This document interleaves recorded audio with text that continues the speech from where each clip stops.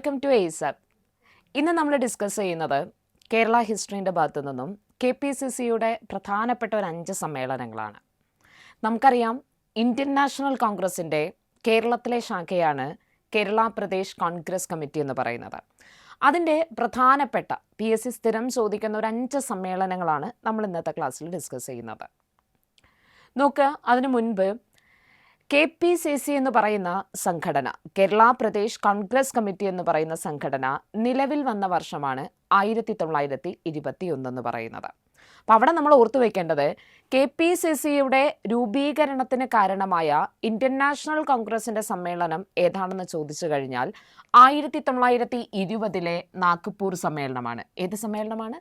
1920 നാഗ്പൂർ സമ്മേളനമാണ്. ഓർത്തു വയ്ക്കണം, KPCC എന്ന് പറയുന്ന സംഘടന നിലവിൽ വന്ന വർഷം 1921. KPCCയുടെ രൂപീകരണത്തിന് കാരണമായ ഇന്ത്യൻ നാഷണൽ കോൺഗ്രസിൻ്റെ സമ്മേളനം ഏത് വർഷം നടന്നതാണ്? 1920. എവിടെ ചേർന്ന സമ്മേളനത്തിലാണ് ഭാഷാടിസ്ഥാനത്തിൽ കമ്മിറ്റികൾ രൂപീകരിക്കാനുള്ള തീരുമാനം അവരെടുക്കുന്നത്? 1920 നാഗ്പൂർ സമ്മേളനത്തിലാണ്. ഇനി നമ്മുടെ ഒരു 5 സമ്മേളനത്തിലോട്ട് നമ്മൾ പോവാണ്. പുറത്തു വയ്ക്കണം, KPCCയുടെ പ്രഥമ സമ്മേളനം നടന്ന വർഷം ഒരുപാട് PSC ചോദിച്ചിട്ടുള്ളതാണ്. ഏത് വർഷമാണ്? 1921. ഓർത്തു വയ്ക്കുക, KPCCയുടെ പ്രഥമ സമ്മേളനം നടന്ന വർഷം 1921. എവിടെയായിരുന്നു അതിൻ്റെ പ്രഥമ സമ്മേളന വേദി എന്ന് പറയുന്നത്? ഒറ്റപ്പാലമാണ്, അല്ലേ? പാലക്കാട് ജില്ലയിലുള്ള ഒറ്റപ്പാലം എന്ന് പറയുന്ന സ്ഥലത്താണ് അതിൻ്റെ പ്രഥമ സമ്മേളനം നടക്കുന്നത്. അതേസമയം ഓർത്തു വയ്ക്കണം, ആ പ്രഥമ സമ്മേളനത്തിന് അധ്യക്ഷത വഹിച്ചത് ആരായിരുന്നു? ബാരിസ്റ്റർ ടി പ്രകാശമാണ്. ആരാണ്? ബാരിസ്റ്റർ ടി പ്രകാശം. 1921 ഒറ്റപ്പാലം സമ്മേളനമാണ് KPCCയുടെ പ്രഥമ സമ്മേളനം എന്നറിയപ്പെടുന്നത്. ഒറ്റപ്പാലത്ത് ചേർന്ന സമ്മേളനമാണ്. അതിന് അധ്യക്ഷത വഹിച്ചത് ബാരിസ്റ്റർ ടി പ്രകാശമാണ്. ഇനി ആന്ധ്ര കേസരി എന്ന അപരനാമത്തിൽ അറിയപ്പെടുന്ന നേതാവ് ആരാണെന്ന് ചോദിച്ചു കഴിഞ്ഞാലും അതും ആര് തന്നെയാണ്? ബാരിസ്റ്റർ ടി പ്രകാശം തന്നെയാണ്. എങ്ങനെ അറിയപ്പെടുന്നതാണ്? ആന്ധ്ര കേസരി എന്നറിയപ്പെടുന്നത്. ഇനി നോക്കാം, ഇതിൻ്റെ അടുത്ത സമ്മേളനം 1923 പാലക്കാടാണ് ചേരുന്നത്. അപ്പോൾ 1923 KPCCയുടെ പാലക്കാട് സമ്മേളനത്തിന് അധ്യക്ഷത വഹിച്ചത് സരോജിനി നായിഡു ആണ്. ആരാണ് അധ്യക്ഷത വഹിക്കുന്നത്? സരോജിനി നായിഡു ആണ്. ഓർത്തു വയ്ക്കുക, 1923 പാലക്കാട് സമ്മേളനത്തിന് അധ്യക്ഷത വഹിച്ചത് സരോജിനി നായിഡു ആണ്. ഇനി 1927 അടുത്ത KPCCയുടെ സമ്മേളനം നടന്നത് കോഴിക്കോടായിരുന്നു. എവിടെയാണ്? കോഴിക്കോടാണ്. അതിനധ്യക്ഷനായത് BG ഹൊർണിമാനായിരുന്നു. ആരാണ്? BG ഹൊർണിമാൻ. അപ്പോൾ 1927 കോഴിക്കോട് സമ്മേളനത്തിൻ്റെ അധ്യക്ഷനാണ് ആര്? BG ഹൊർണിമാൻ എന്ന് പറയുന്നത്. ഇനി KPCC സമ്മേളനത്തിൽ വളരെ പ്രധാനപ്പെട്ട സമ്മേളനം ഏതാണെന്ന് ചോദിച്ചു കഴിഞ്ഞാൽ അതിൻ്റെ പ്രഥമ സമ്മേളനം കഴിഞ്ഞാൽ പിന്നെ PSC ഏറ്റവും കൂടുതൽ ചോദിച്ചിട്ടുള്ളത് നമ്മുടെ 1928 സമ്മേളനമാണ്. അപ്പോൾ 1928 സമ്മേളനം എവിടെ ചേർന്നതാണ്? പയ്യന്നൂർ എന്ന് പറയുന്ന സ്ഥലത്താണ് അത് ചേരുന്നത്. എവിടെയാണ്? പയ്യന്നൂർ. അപ്പോൾ നിങ്ങൾ ഓർത്ത് വെക്കണം, അതായത് കണ്ണൂർ ജില്ലയിലുള്ള ഒരു പ്രധാനപ്പെട്ട പ്രദേശമാണ് പയ്യന്നൂർ എന്ന് പറയുന്നത്. നമ്മൾ പയ്യന്നൂർ പല രീതിയിൽ നമ്മൾ കേട്ടിട്ടുണ്ട്, അല്ലേ?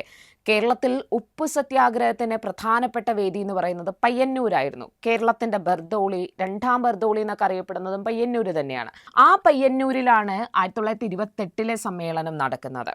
അപ്പോൾ ഓർത്തു വയ്ക്കുക, അതിനധ്യക്ഷനായിരുന്നായിരുന്നു ജവഹർലാൽ നെഹ്റു ആണ്. ആ സമ്മേളനത്തിൻ്റെ ഏറ്റവും വലിയ പ്രത്യേകത എന്ന് പറയുന്നത് ജവഹർലാൽ നെഹ്റു അധ്യക്ഷത വഹിച്ച KPCCയുടെ ഏക സമ്മേളനമാണ് പയ്യന്നൂർ സമ്മേളനം. ഇനി അതുപോലെ തന്നെ ഓർത്തു വയ്ക്കുക, ഈ പയ്യന്നൂർ സമ്മേളനത്തിൻ്റെ ഒരു വലിയ പ്രത്യേകത എന്താണെന്ന് വെച്ച് കഴിഞ്ഞാൽ നമ്മളെല്ലാവരും മലയാളം എന്ന് പറയുന്ന ഭാഷ സംസാരിക്കുന്ന ആളുകളാണ്. 1956 നവംബർ 1 കേരള സംസ്ഥാനം നിലവിൽ വരുന്നതിന് മുമ്പ് നമ്മളെല്ലാം പല ഭാഗങ്ങളിലായിട്ട് ഭിന്നിച്ചിരിക്കുകയായിരുന്നു. മലയാളം സംസാരിക്കുന്ന കുറേ ആളുകൾ തിരുവിതാംകൂർ നാട്ടുരാജ്യത്തിന് കീഴിൽ, മലയാളികളായിട്ടുള്ള ആളുകൾ കൊച്ചി നാട്ടുരാജ്യത്തിന് കീഴിൽ, അല്ലേ? ഇവിടെ എല്ലാം, അതായത് മലബാർ എന്ന് പറയുന്ന ഒരു ഏരിയ, അതേസമയം കർണാടകയുടെ ഭാഗമായിരുന്നു കാസർഗോഡ് എന്ന് പറയുന്നത്. അപ്പം നമ്മളെല്ലാം ഒരുമിച്ച് ചേർത്തുകൊണ്ട് ഐക്യ കേരള സംസ്ഥാനം രൂപീകരിക്കണമെന്ന പ്രമേയം ആദ്യം അവതരിപ്പിക്കപ്പെട്ടതും പാസാക്കിയതുമായിട്ടുള്ള KPCCയുടെ സമ്മേളനം ഏതാണെന്ന് PSC ചോദിക്കാറുണ്ട്. ഏത് സമ്മേളനമാണ്? 1928 പയ്യന്നൂർ സമ്മേളനമാണ്. അപ്പോൾ ഓർത്തു വയ്ക്കുക, 2 പ്രത്യേകതകൾ. അതൊന്ന് ജവഹർലാൽ നെഹ്റു അധ്യക്ഷത വെച്ച ഏക സമ്മേളനമാണ് KPCCയുടെ പയ്യന്നൂർ സമ്മേളനം. 2ാമത്തെ സമ്മേളനം എന്ന് പറയുന്നത് നമ്മുടെ ഐക്യ കേരള പ്രമേയം അവതരിപ്പിക്കപ്പെട്ടതും പാസ്സാക്കിയതുമായിട്ടുള്ള സമ്മേളനമാണ്. ഇനി KPCCയുടെ 5ാം സമ്മേളനമായിട്ടുള്ള 1931 സമ്മേളനമാണ് നമ്മൾ പറയുന്നത്. എവിടെ ചേർന്നതായിരുന്നു? വടകരയിലായിരുന്നു. വടകര എവിടെയാണ്? നമ്മുടെ കോഴിക്കോട് ജില്ലയിലുള്ള ഒരു പ്രധാനപ്പെട്ട സ്ഥലമാണ് വടകര എന്ന് പറയുന്നത്.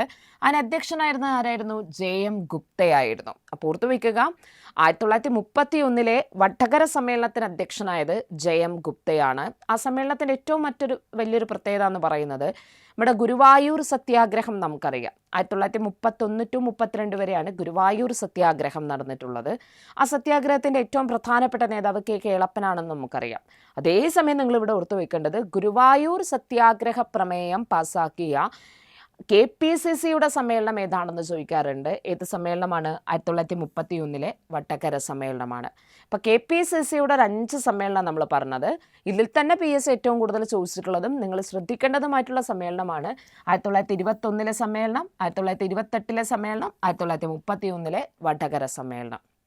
അപ്പോൾ മറ്റൊരു ടോപ്പിക്കുമായി നമുക്ക് വീണ്ടും കാണാം. Thank you.